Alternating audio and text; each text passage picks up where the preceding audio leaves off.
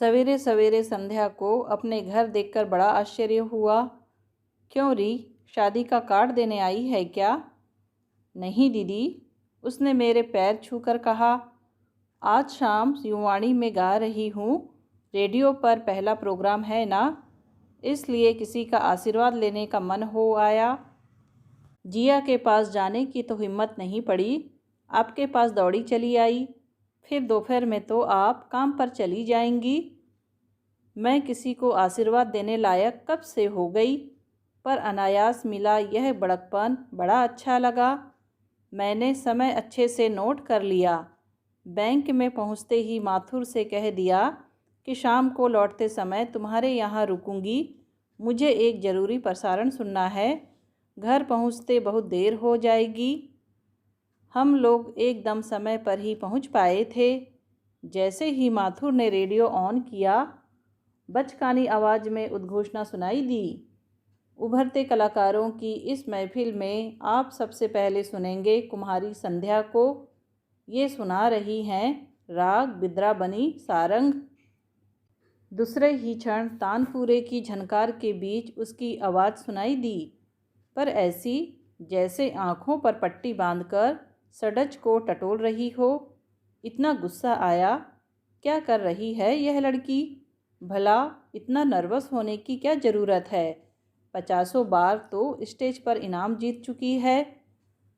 पर नहीं, वह जैसे हिंडोले पर झूलते हुए गा रही थी। चीज़ भी चुनी तो ना बोलो शाम, चीज़ का मुखड़ा ही 3-3 आवर्तनों से शुरू होता था और इससे तो ढंग से सा भी नहीं लग रहा था। वह तो नर्वस हो ही रही थी, मेरे हाथ पांव फूल गए। ठीक से गा लड़की, पहला ही कार्यक्रम चौपट हो गया तो दोबारा कोई बुलाएगा भी, बाहर भद्द उड़ेगी सो अलग। मैंने अपनी सारी शक्ति बटोरकर उसके लिए प्रार्थना शुरू कर दी। कार्यक्रम समाप्त होने तक मैं इतना थक गई जैसे कहीं घंटा 2 घंटा गाकर उठी हूँ। अच्छा गाया ना? माथुर की पत्नी ने चाय का कप पकड़ाते हुए पूछा। दरअसल चाय तो बड़ी देर की बन गई थी, माथुर बोला, पर आप इतना तन्मय हो गई थी कि डिस्टर्ब करने का मन नहीं हुआ। उन दोनों को धन्यवाद देकर मैं सीधे संध्या के घर पहुंची।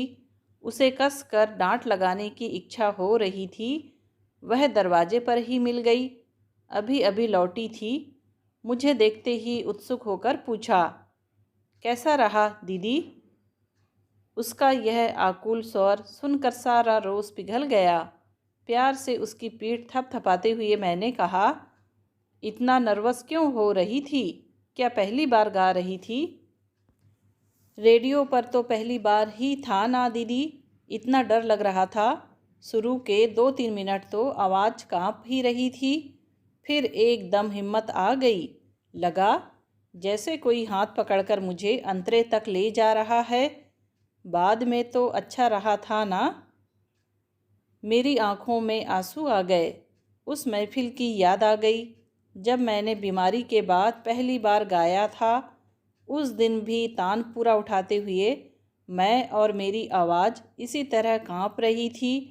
उस समय पंडित जी को कितना कोसा था मैंने, पर बाद में सब ठीक हो गया था। उस दिन क्या पंडित जी ने ही आकर मेरा साहस बढ़ाया था, सहारा देकर मुझे गंतव्य तक पहुंचाया था। क्या मेरी खातिर वे भी यंत्रणा के प्रार्थना के उस दौर से गुजरे थे? मेरे आंसुओं का संध्या ने कुछ और ही अर्थ निकाला। बोली, महीनों से रियाज नहीं है दीदी, घर पर कर लेती हूँ बस, उतना ही, कोई बताने वाला भी तो नहीं है। संध्या की बात से विचारों को एक नई दिशा मिली। दूसरे ही दिन मैं श्री खंडे सर से मिली। सर, क्या शाम को 2 घंटे का समय दे सकेंगे? रोज ना सही, हफ्ते में 1 बार 2 बार। किस लिए? हम लोगों को गाइड करने वाला अब कोई नहीं है सर, आपसे थोड़ा दिशा निर्देश मिल जाता। वे एकदम कानों पर हाथ रखते हुए बोले, क्या बात कर रही हो कल्याणी? उस आसन पर बैठने की पात्रता मुझ में नहीं है। गुरु की हैसियत से ना सही, बड़े भाई की हैसियत से ही आप हमारा मार्गदर्शन करते रहिएगा।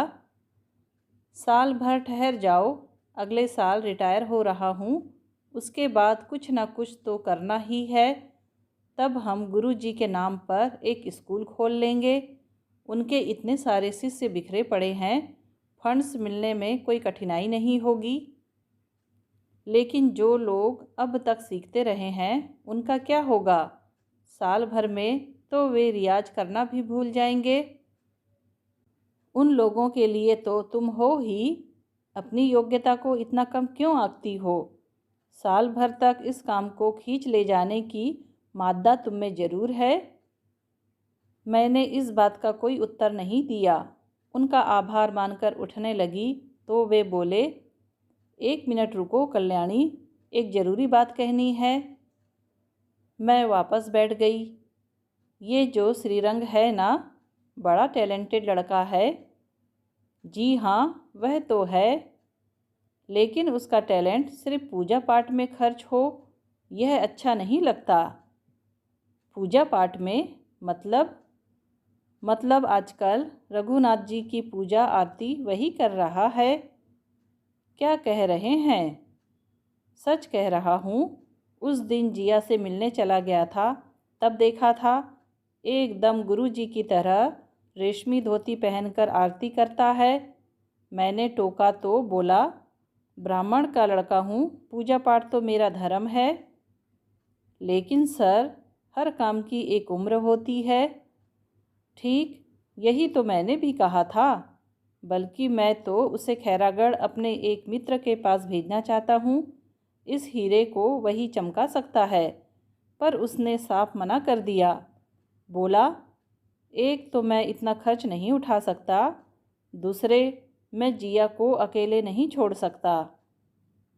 कुछ देर तक मैं शून्य होकर बैठी रही। फिर उठते हुए मैंने कहा, सर, आप अपने खैरागढ़ वाले मित्र से अवश्य बात कीजिए। श्री अवश्य जाएगा, उसका खर्च मैं दूंगी। तुम? सर आश्चर्य से मेरा मुंह ताक रहे थे। जिया ने सुना तो बच्चों की तरह मचल गई। हम कहे देत हैं, श्री कतऊ ना जे हैं, ऊके आसरे तो हम इते बने हैं, नहीं तो अपने घर ना चले जाते। जिया का अपना घर यदि कहीं था तो इन्हीं 2 कमरों में, यह मैं अच्छी तरह जानती थी। फिर भी मैंने उन्हें समझाते हुए कहा, जिया, तुम अच्छी तरह जानती हो कि तुम मना कर दोगी तो श्री नहीं जाएगा। पर क्या तुम चाहती हो कि इतना अच्छा मौका हाथ से निकल जाए और श्री जिंदगी भर मंदिर में घंटी बजाता रहे? तो भेज दो, हमें काय पूछन लगी। पराय लड़िका पे हमाओं का जोर है। आनो जायो हो तो का अकेली छोड़ के चलो जातो। वे तमक कर बोली। मुझे भी ताव आ गया। अपना जाया होता तो तुम रोकती भी नहीं, उल्टे खुश होती कि उसकी तरक्की का रास्ता खुल गया है। वे एकदम आँखों में पल्ला लगाकर सुबकने लगी। हमारी खुशी तो लली उन्हीं के साथ चली गई। न वे हमें इकली कर जाते, न हम तुम औरन के निहोरे करते। किसने कहा कि तुम अकेली हो? उसका भी इंतजाम कर दिया है। शाम को नया किराएदार आ रहा है, बगल वाली कोठरी खाली करके रख देना। किराए की शर्त भी तय कर लेना। अरे, हम न ले हैं किराया उराया, उल्टे उनको रोटी पानी बना दे हैं। बस आदमी परख कर रखियो, लुच्चे लफंगे को हम झंपन न दे हैं। तुम अपनी आँखों से देखकर परख लेना, बस। बैंक से लौटकर मैंने अपना सामान अटैची में ठूसा और भैया भाभी के चरण छूकर कहा, आशीर्वाद दीजिए, अपने घर जा रही हूँ। वे दोनों अचकचा गए। ये एकदम क्या सूझा तुम्हें? कभी न कभी तो जाना ही था। बुलावा आया है क्या? उसके इंतज़ार में तो बूढ़ी हो जाऊंगी। कम से कम माँ को तो आ जाने दिया होता। इसीलिए तो अभी जा रही हूँ। माँ होती तो शायद मोह इतनी आसानी से छूटता नहीं। भैया एकदम कपड़े पहनकर तैयार हो गए। जब जा रही हो तो रोकूंगा नहीं, पर अकेले नहीं जाने दूंगा। मुझे उन राक्षसों का भरोसा नहीं है। वे लोग मुझे खा थोड़े ही जाएंगे, और अगर अपमान होना ही है तो मेरा होने दीजिए। आपको मैं बीच में घसीटना नहीं चाहती। चिर परिचित रास्तों से गुजरता हुआ रिक्शा मंजिल की ओर बढ़ रहा था और मैं शांत भाव से बैठी हुई थी। मन में जरा भी उलझन या सुगबुगाहट नहीं थी। रिक्शा रुकते ही मैं सहज भाव से उतर पड़ी। सूटकेस वहीं पड़ा रहने दिया। घंटी बजाने के कोई 5 मिनट बाद दरवाज़ा खुला। सामने अर्चना खड़ी थी। मुझे देखकर उसका चेहरा सफ़ेद पड़ गया। श्वेता के पापा हैं? मैंने पूछा। उसने कोई उत्तर नहीं दिया। करीब करीब मुझे ठेलकर वह बाहर निकल गई। उस सजे धजे ड्राइंग रूम में कुछ समय तक मैं अकेली ही रह गई। कौन है अर्चू? कहते हुए मनोज भीतर से बरामद हुए और मुझे देखकर ऐसे चौंके जैसे कि भूत देख लिया हो। उनके हाथ की प्याली गिरते गिरते बची। मुझसे आंख चुराने के लिए वे बाहर देखने लगे और उनकी नज़र सामने खड़े ऑटो रिक्शा पर अटक गई। ये रिक्शा मेरे साथ आई है। मेरा सामान है उसमें। तुम कहोगे तो अंदर ले आऊँगी, वरना उल्टे पैरों लौट जाऊँगी। उनके चेहरे पर हवाइयाँ उड़ने लगी। वे पत्थर के से होकर रह गए। चाय पी लो, ठंडी हो रही है। वे एकदम चौंके और एक सांस में कप खाली कर गए। अब वे फिर से विस्फारित नेत्रों से कुछ देख रहे थे। और लोग कहाँ हैं? अम्मा श्वेता को लेकर पार्क में गई हैं। समझदार हैं, भरसक प्राइवेसी दे रही हैं, है ना? वे फिर जड़ हो गए थे। सुनो, इतना मनहूस चेहरा बनाने की ज़रूरत नहीं है। मैं यहाँ रहने के लिए नहीं आई हूँ। उनके चेहरे का कसाव एकदम ढीला पड़ गया। मेरी कुछ चीज़ें यहाँ छूट गई हैं, ला दोगे तो मेहरबानी होगी। वैसे भी वे तुम्हारे किसी काम की नहीं हैं। कौन सी? मैंने लिस्ट पकड़ा दी और सोफे पर निढाल होकर लेट गई। मन तो हुआ था कि उनके पीछे पीछे चली जाऊं और अपने सपनों के संसार को आखिरी बार नज़र भर कर देख लूं, पर हिम्मत ना पड़ी।